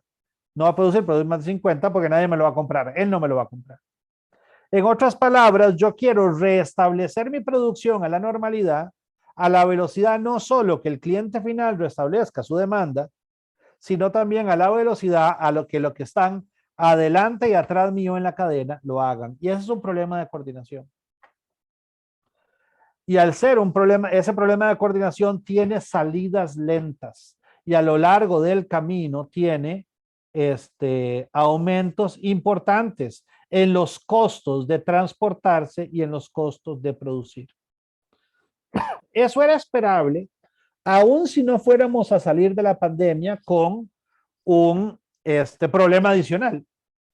Y es que en la pandemia estamos moviendo mucha capacidad productiva. Lo que antes se producía en China, ahora en muchos casos se produce en otro lado. Lo que antes se producía en un lugar del mundo, ahora se produce en otro. Y por lo tanto, la cadena que tiene que restablecerse no es la misma, lo cual genera problemas, sino que es distinta, lo cual genera más problemas. Si a esto le sumamos las consecuencias de la guerra, que también complica las cosas logísticas y las complica más porque estos dos países que están en guerra son productores de hidrocarburos que son esenciales para la logística. Y además porque sus territorios es por donde están tradicionalmente la comunicación entre los dos de los mercados más grandes del mundo, China y la Unión Europea, que una vez que hay guerra en Rusia y en Ucrania, no pueden mandar su carga por tierra y ponen todavía más presión en la carga marina. Entonces, estos achaques de salida de la pandemia se hacen todavía más complejos. ¿Verdad? Y aquí están, por ejemplo, el costo de algunos fletes, ¿verdad? Y como ustedes pueden ver, el cambio en el costo del flete va entre 83%, que ya es gigantesco en algunos contextos, ¿verdad? Y esto es, este número, por cierto, de 83% es preguerra, ¿verdad? Posiblemente es tan alto como los demás ya con la guerra, hasta casi 300% en otros contextos, ¿verdad? Aumentos muy importantes en la logística y en la operación de las cadenas globales de valor. Y obviamente cuando China simultáneamente queda aislado de Europa físicamente por la guerra y vuelto a cerrar por la siguiente ola de COVID, en algunas industrias puntuales no solo tenemos problemas en la logística, sino que también tenemos problemas en la provisión de bienes intermedios, lo cual tiene un impacto grande en precios y disponibilidades de una serie de cosas. Me parece que había otra mano levantada, déjeme ver si encuentro quién es. No me quiere dejar, ok, perdón. Douglas. Hola, gracias. Excelente posición. Solo poniendo en contexto, el impacto que esta guerra nos está generando está impulsando otras macroeconomías, como lo que es la generación de energía limpia, la diversificación de mercado en construir productos más automatizados a través de energías limpias. Entonces, viendo esas posibilidades en el crecimiento macroeconómico de cada región, es de contemplar también cuál sería el efecto si caemos de nuevo en otra pandemia. No sé si podría ampliarnos un poquito más a eso. Me parece interesante lo que estás diciendo, a ver, Em, a ver, los seres humanos, y esto lo dirá los poquitos que queden de nuestros tataranietos, tenemos una obligación ética y a la vez racional de enfrentar las profundas consecuencias de nuestro actual uso energético. Simplemente porque estamos matando el planeta, nos estamos matando a nosotros mismos, nos estamos generando a un futuro relativamente pronto costos económicos y humanos enormes. Si eso no alcanza para que cambiemos nuestro comportamiento, entonces todo lo que mueva los precios en la misma dirección ayuda. ¿Eh? Si no vamos a dejar de usar combustible fósil para generar nuestra necesidad energética por las razones correctas, bueno, que por lo menos lo hagamos porque está muy caro. ¿Eh? Yo tengo, sin embargo, la impresión de que desgraciadamente la guerra no va a ser lo suficientemente duradera como para que de ahí surja ese cambio. Seguimos teniendo pendiente que ese cambio venga de mucho más adentro de nosotros, de mucho más adentro de la sociedad. A nuestro favor tenemos que la generación de nuestros hijos es mucho más consciente que las generaciones anteriores de la urgencia de este problema. A nuestro favor tenemos que en estos episodios de encarecimiento se inventan muchas cosas que una vez inventadas siguen siendo parte de la solución, aun cuando los precios vuelvan a la normalidad. Pero sin embargo, de ese problema que te preocupa, yo estoy igual de preocupado sobre ese problema con guerra que sin guerra. Me parece que la guerra no nos va a durar lo suficiente como para hacer el incentivo económico que nos estaba faltando para salir de eso. Y bueno, para ir avanzando, hablemos un poquito de la guerra. La guerra entre Rusia y Ucrania, a nosotros no nos afecta muy directamente, o sea, el efecto indirecto es gigantesco, el efecto directo no es tan grande. No estamos tan expuestos a comerciar con esos países. Esos países participan muy poco de las cadenas de suministro más sofisticadas en la que nuestros países afortunadamente participan cada vez más. Estas son economías muy primarias. Sin embargo, son exportadoras importantes de algunas materias primas que son clave.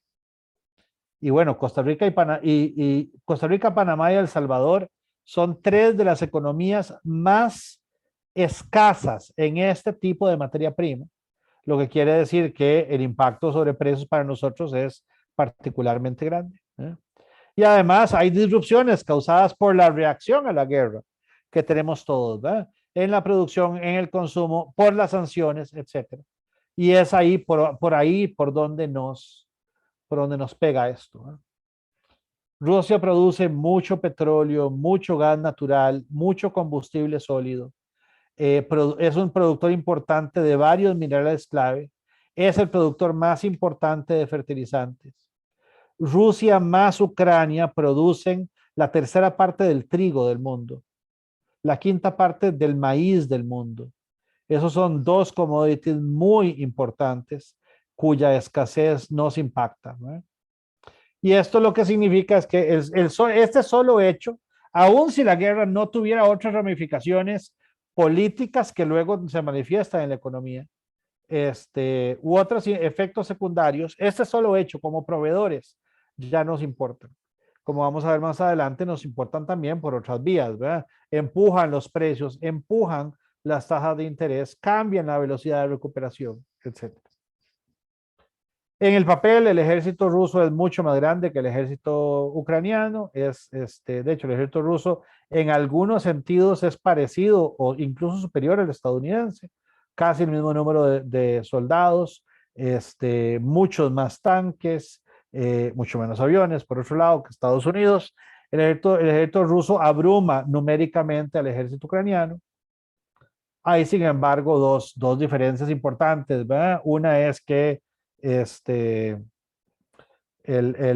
ataque es más difícil que la defensa y que además el que ataca está peleando por un logro político para alguien más, el que defiende está peleando por su vida y la de su familia. Y por lo tanto, la diferencia en ejército entre Rusia y Ucrania, aunque sea muy grande, no es tan grande como para garantizarle éxito a esta aventura del señor Putin. Más bien diría yo, casi que lo contrario. Y el mapa de esta condenada guerra, perdón, yo creo que tenía el mapa ahí, pero no lo tengo. El mapa del campo de batalla ha cambiado glacialmente, ha cambiado poquísimo y hace esperar que, en mi opinión, que Rusia afortunadamente no va a prevalecer, aunque desgraciadamente también hace esperar que falta un rato importante para que esta tragedia humanitaria y económica termine. Al igual que las cadenas de suministro ya tenían un problema grande sin la guerra, simplemente por la pandemia. La guerra los acelera, ¿verdad?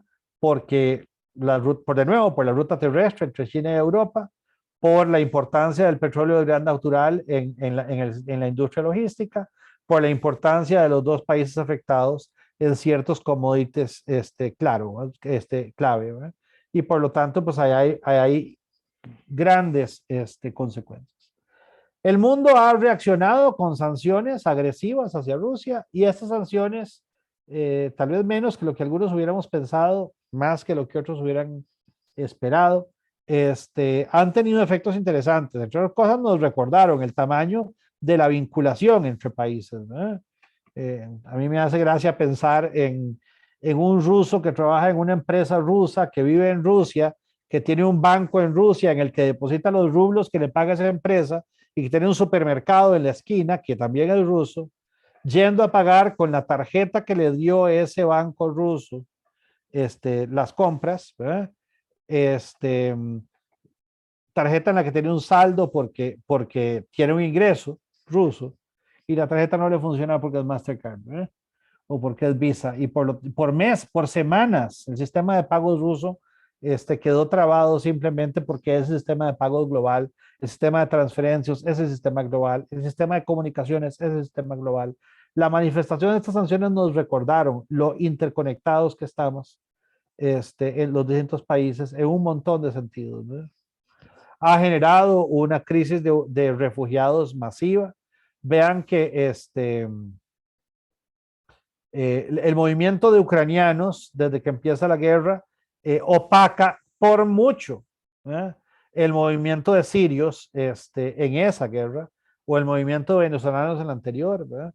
Han sido, sin embargo, mejor recibidos por sus vecinos europeos que algunos de los refugiados de estas otras guerras. También tiene una importancia por ahí este conflicto. Pero a mí me parece que tiene una importancia que va más allá de eso. Esta decisión de Putin es un acto de una manifestación del populismo y del caudillismo que ha surgido en los últimos años. No en vano, la reacción de Trump ante la invasión fue un aplauso. Y la de Bolsonaro no fue muy distinta. No en vano, la señora Le Pen no supo qué decir ante la invasión. Y bueno, me parece que ¿qué le pasa a otros esfuerzos de populismo y de caudillismo, más allá del de Putin? En otras latitudes, puede verse afectado por qué ocurre con esta crisis, ¿verdad? Si este no será el fin de la historia, el renacer de la visión de Fukuyama, más bien, si el señor Putin se lleva una derrota suficientemente grande en este tema, ¿verdad? Esto genera un nuevo realineamiento de fuerzas, trae una mucho mayor cohesión, tanto en la Unión Europea como en la OTAN, como en general en las democracias occidentales, ¿verdad? Y le pone al proyecto ruso que crea inestabilidad en toda Eurasia, ¿verdad? Al proyecto de reunificación del viejo emporio, lo pone o en una trayectoria de imparable si Rusia gana esta guerra, o en una trayectoria inversa si Rusia la pierde. Así que me parece que eso tiene una importancia enorme, más allá de que además sí comerciamos con ellos y además sí esto ha generado un otro efecto secundario que es un aumento muy importante en los precios, ¿eh? Cuando la logística se traba, cuando se encarecen, cuando se aíslan los proveedores de ciertos productos clave y cuando esos productos incluyen las materias primas necesarias para la logística y para la producción, como son los hidrocarburos, se dan aumentos puntuales, pero muy grandes, como ya comentaba alguno de ustedes hace un rato, en los precios de ciertos productos. Sobre todo si esos productos tienen inelasticidades en la demanda y en la oferta, como es el caso de los hidrocarburos y de los granos, en estos últimos 9 meses. Estos aumentos en los precios además dejan el mundo en una situación complicada.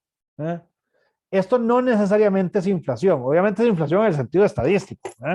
Yo tengo un precio que no crece y que es la mitad del consumo y otro precio que se duplica y que es la otra mitad del consumo, pues tengo inflación de 50% en los números.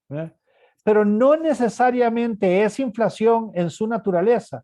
No viene de la política monetaria. No necesariamente se puede contrarrestar con política monetaria. No necesariamente es deseable hacer eso. Entonces estamos viendo en este momento a la mayoría de los bancos centrales del mundo, incluyendo al Banco Central de El Salvador, que está en Washington, tomando medidas de política monetaria para lidiar con un problema de precios que no necesariamente tiene un origen monetario y que por lo tanto no necesariamente se puede solucionar con medidas monetarias. Y eso pues tiene consecuencias para la economía global. Le quita crecimiento a la economía global en un momento en que lo necesitaba mucho, muy temprano en la recuperación post-pandemia. Genera efectos cruzados con el montón de movimientos de capital que estamos viendo y con el montón de inestabilidades financieras que estamos viendo en distintos lugares, prominentemente, por cierto, en El Salvador. Y por lo tanto tenemos, y además neutraliza el efecto de algunas de las sanciones, porque la mayor escasez le da a la economía rusa a través de los precios un alivio que debilita las sanciones. Entonces, este es otro frente en la cual la guerra nos está afectando. Y como decíamos antes, pues hay mucho todavía que saber antes de saber cómo termina esa historia. Y eso nos deja con el problema que dejé para el final. Y uno podría pensar, bueno, es el momento de hablar de cambio climático. Con el mundo en una de las guerras más grandes de las últimas décadas, con una pandemia de este tipo, con problemas económicos como los que tenemos. Yo creo que la respuesta es sí, es definitivamente sí. Y ojalá que no nos pongamos en la circunstancia en la que tengamos décadas de no quedarnos remedio que no hablar de otra cosa. Ojalá que logremos reversar nuestro acelerado camino hacia un problema tan significativo. ¿Por qué? Porque este es el momento de tener conciencia de muchos retos, varios los he mencionado. Los retos asociados con la disrupción, con el nuevo ciclo de vida, por cierto, que no lo he mencionado todavía, pero ¿qué significa que estamos en un mundo donde la gente vive cada vez más y lo que aprende, lo que aprende sirve cada vez por menos tiempo? Los retos asociados con la tradición china, los retos asociados con la desigualdad, pero el otro problema importante, en mi opinión, el problema más importante que tenemos pese a todo lo que está pasando, es el problema del cambio climático, y de que la naturaleza ya nos está dando ciertos ultimátums. El cambio climático es además agravado por el hecho de que es una externalidad pura. En otros problemas ambientales, en la localidad donde se causa el problema, se viven más consecuencias que en la localidad donde no se causa el problema. En algunos problemas ambientales, la localidad que causa el problema vive el 100% de sus consecuencias. Pero en el cambio climático no es así. La emisión de carbono en cualquier parte del mundo tiene la misma consecuencia sobre cualquier parte del mundo. Y eso hace que esto sea un problema de los comunes. Es muy difícil neutralizar esto y es más difícil que en otros casos luchar contra este problema. Una de las consecuencias de este problema, una de las consecuencias más graves, en mi opinión, es el hecho de que a primera vista el cambio climático nos obliga a ver a la economía global como un juego de suma cero. Y nos plantea el enorme problema de que quizás no es consecuente con el crecimiento económico. En este gráfico tenemos en el eje horizontal el ingreso por habitante. Son 200 puntitos, son 200 países los que están ahí. El ingreso por habitante está en escala logarítmica, por cierto. Vean que cada línea es una duplicación del número anterior, ¿verdad? 600, 1200, 2400, etc. Y el eje vertical es la cantidad de dióxido de carbono, la cantidad de carbono o de gases invernadero en general puesto en el ambiente por habitante, también en escala logarítmica, a 2, 4, 8, etc. Es obvio que esta es una relación positiva. Es una relación directa. En otras palabras, cuanto más rico el país por habitante, más carbono emite por habitante. Y si ya estamos llegando a los límites de cuántos gases de invernadero podemos emitir, esto haría pensar que, a caramba, si no aceptan empobrecerse algunos de los países de la derecha del gráfico para poder moverse para abajo y no solo para la izquierda, entonces no va a haber espacio para que nos enriquezcamos algunos países que estamos a la izquierda del gráfico, porque al movernos a la derecha también tenemos que movernos para arriba. Y esa tensión es francamente lo último que nos faltaba, ¿eh? Que el desarrollo se volviera un juego de suma cero.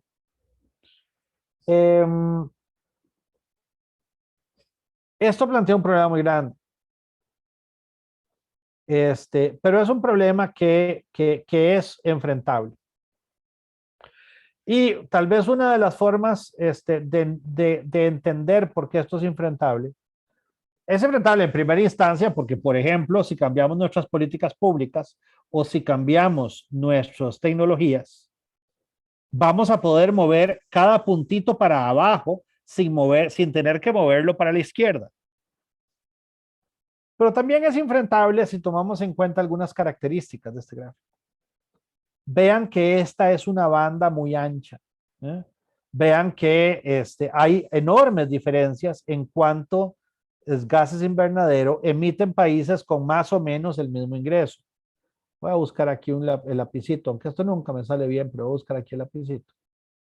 Y a señalarles, por ejemplo, la diferencia entre este país que acabo de marcar y este país que acabo de marcar. Más o menos con el mismo ingreso, pero con una diferencia de emisión de carbono de 20 a 1. O, por ejemplo, ya perdí esta carajada otra vez. Perdón. Bueno, esto no lo logré hacer porque esta condenado chuncho solo deja hacerse una vez. Perdón. Por eso es que nunca lo hago. Siempre me interrumpe esta cosa. Vean que hay diferencias enormes entre países que tienen más o menos el mismo ingreso en cuántos gases emiten. Eso permite...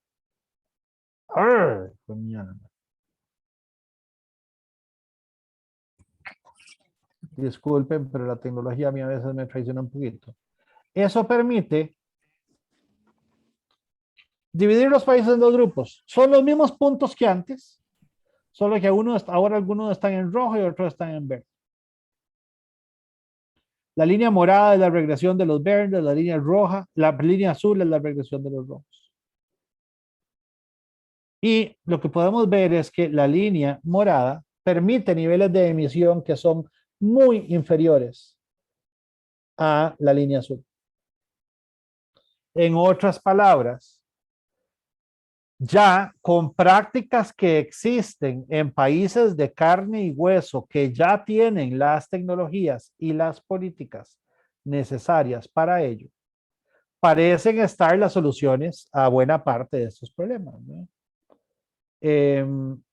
Y entonces ya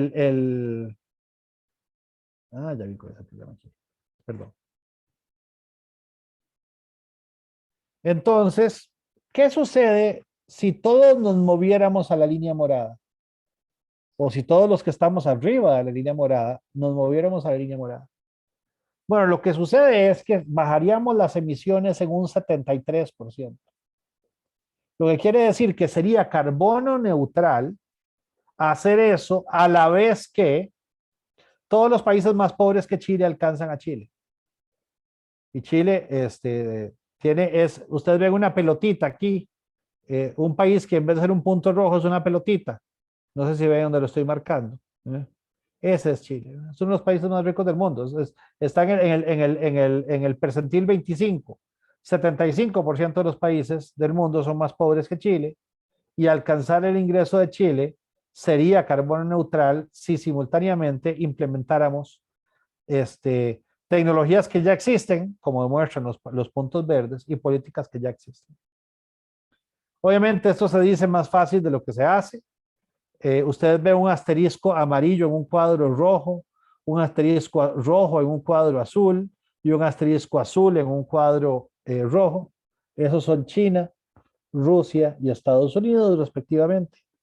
Como ustedes pueden ver, muy arriba de la línea azul, muy, muy lejos de la línea morada, y 3 países en el mundo donde la discusión sobre este problema ni siquiera ha iniciado. Así que estamos muy, muy, muy lejos de esto. Por otro lado, el mundo tiene instrumentos para provocar estas cosas. Queremos poner, por ejemplo, los acuerdos globales en materia ambiental dentro del GATT, dentro de los acuerdos globales en materia comercial, con lo cual le damos dientes a los acuerdos ambientales y los facilitamos su solución. Esta es solo una pasada de uno de los muchos temas que podríamos estar hablando en relación al cambio climático. El punto es que el cambio climático es crucial como uno de estos temas a los cuales tenemos que volver y volver y volver. Todos los temas de los cuales he hablado son temas que tienen un impacto sobre los términos de intercambio, los precios de los cuales las sociedades compramos y vendemos. En este momento una sociedad como la salvadoreña con muchísima tensión en términos de intercambio, porque ustedes son importadores particularmente dependientes de algunas de las cosas que se han encarecido, y además son usuarios de una forma muy intensa de algunos de los mecanismos de logística que se han dificultado. Esto es importante porque está en prueba la resiliencia de nuestras economías. Y en el caso salvadoreño, al ser este un momento financieramente difícil por razones fiscales, y si al ser un país con poca flexibilidad financiera por la dolarización, la resiliencia a fenómenos como estos está más en juego. Y es resiliencia, y por lo tanto es más importante prestar atención, ¿verdad? Es también un momento de mucha atención dependiendo de la composición industrial de los países, ¿verdad? Un país donde mucho de lo que se produce y mucho de lo que se exporta participa de cadenas de valor complejas y de sistemas de distribución complejos, está más expuesto en este momento que un país donde eso no ocurra, ¿no? También por la dirección de la historia, las tensiones que estamos viviendo van a aumentar, ¿no? los fenómenos de principios de la presentación. Y por todo lo anterior, me parece que de estos temas geopolíticos es importante estar hablando, es importante estar consciente, es importante estarlo revisando, y es importante no solo hablar de la coyuntura del día, sino que hablar de este tipo de fenómenos con mayor frecuencia. Y bueno, yo voy a dejar ahí la presentación. No sé si hay más comentarios o preguntas. Sé que hablé más de lo que al menos yo estaba pensando hablar. No sé si siguen ahí, porque yo que ustedes ya me hubiera ido. Pero en todo caso, si tienen alguna pregunta o comentario, aquí me tienen a su disposición. Felipe, ¿podés hacer la pregunta? Bueno, aquí me acabo de encontrar otra escrita, pero en todo caso, Felipe, vamos primero, dale. No, primeramente, Alberto, felicitarte, como siempre. Mira, Felipe Pérez, ¿es? Claro. Jodido. Tus exposiciones siempre son de primera y nos pones a pensar un montón. Pero, no sé, tal vez me gustaría como tocar algunos puntos Claro. y sobre lo último que tocaste, porque me parece que cerraste con un punto muy fuerte, ¿verdad? Esto del cambio climático. Pero realmente las consecuencias en eso de este conflicto pueden ser devastadoras, ¿verdad? En el sentido de que Ya hay ahorita, por el efecto agregado de la pandemia más la guerra, una situación Sí. de hambruna en el hemisferio sur.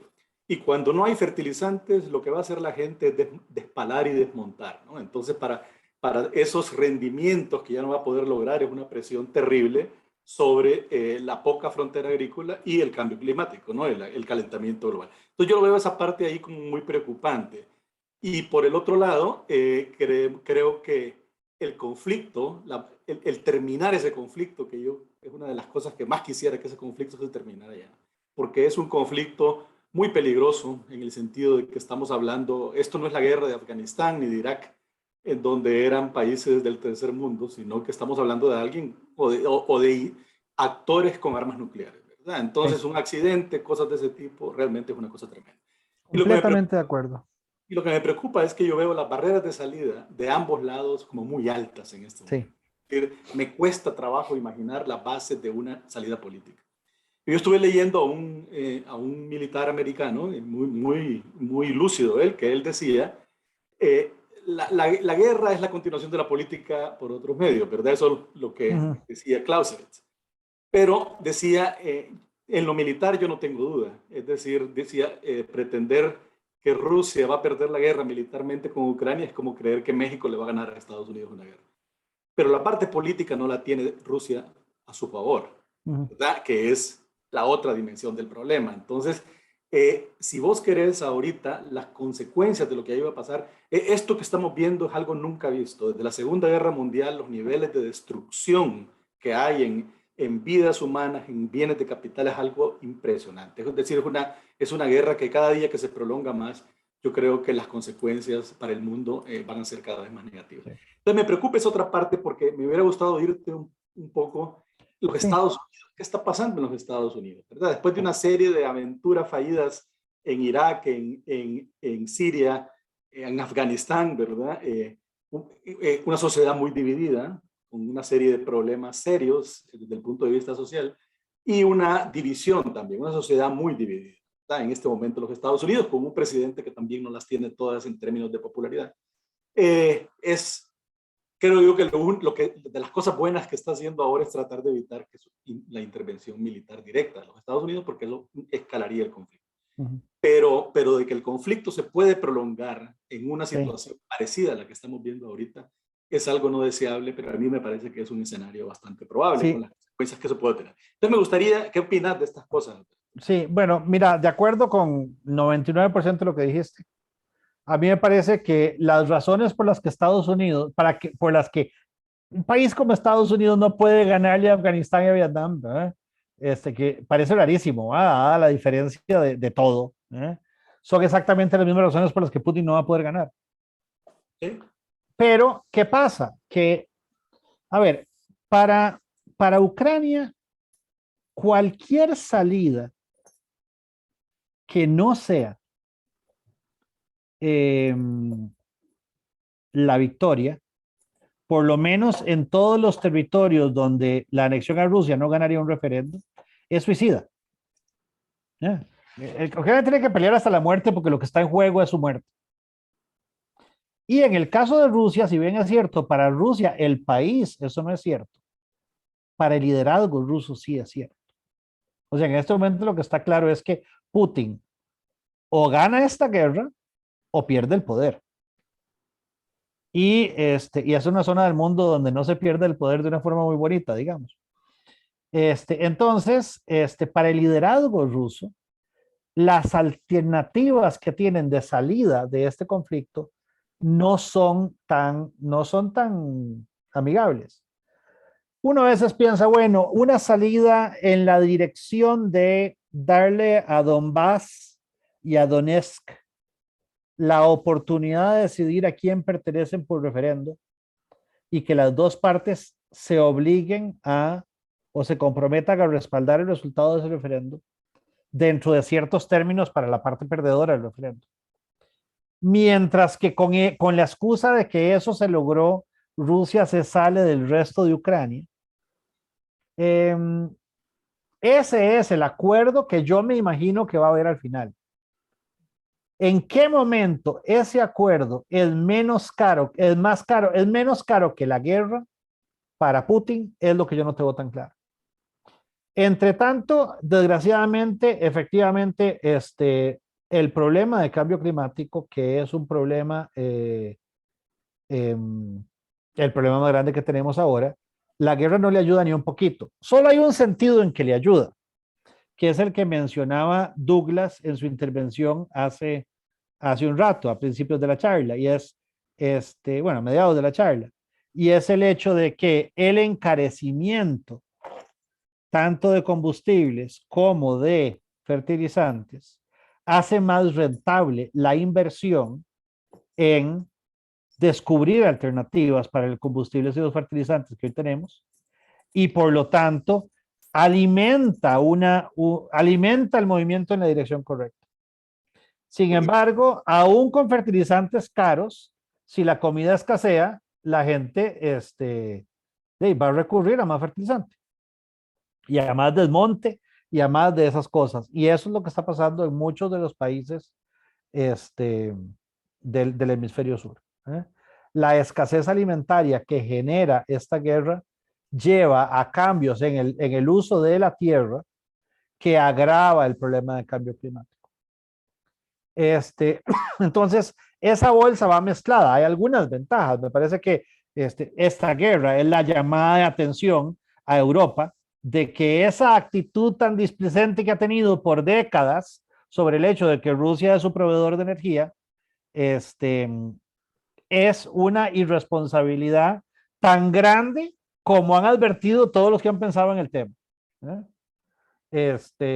Porque, siendo sincero, es imposible describirlo de manera que no sea. Todos los europeos saben que esta es una locura a años plazo, pero que también a tratar de arreglarlo es un suicidio político a meses plazo, y desgraciadamente el cortoplacismo prevalece. Y eso, pues, de nuevo, nos agrava las cosas. Muy triste, muy complicado, porque desgraciadamente coincido con vos en que no vamos para mucho lado en la solución de este conflicto. Y bueno, les recuerdo que este conflicto nos agrava el problema logístico, nos agrava el problema de cadenas de valor, nos agrava la capacidad que tengamos de enfrentar los otros retos culturales, geopolíticos, disruptivos que ya habíamos mencionado. Así que sí, básicamente muy de acuerdo con vos. En lo que hablábamos, entraron unas cuantas preguntas y comentarios, ¿verdad? Una es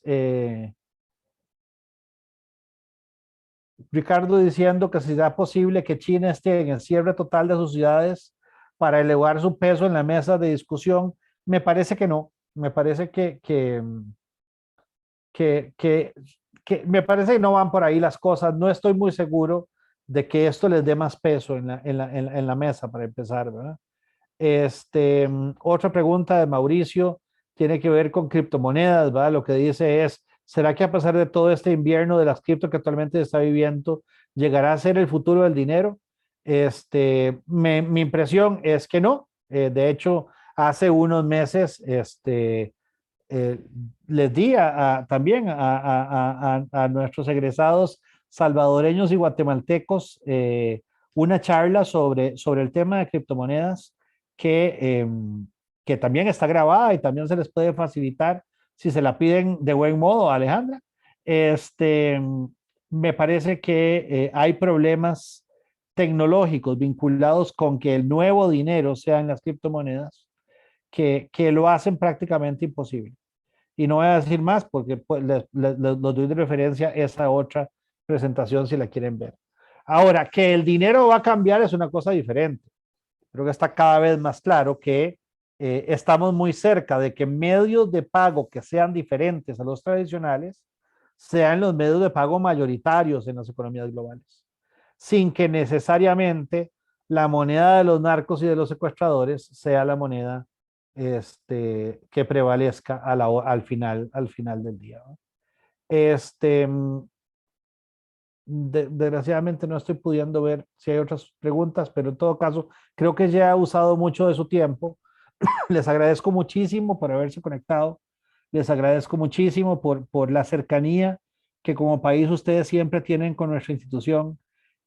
Más allá de que tenemos ilustres salvadoreños como Felipe que hablaba hace un momento entre nosotros, además tenemos muchos salvadoreños de corazón entre nosotros y entonces esta oportunidad de conversar siempre las valoramos mucho y yo las valoro en particular cuando es con ustedes.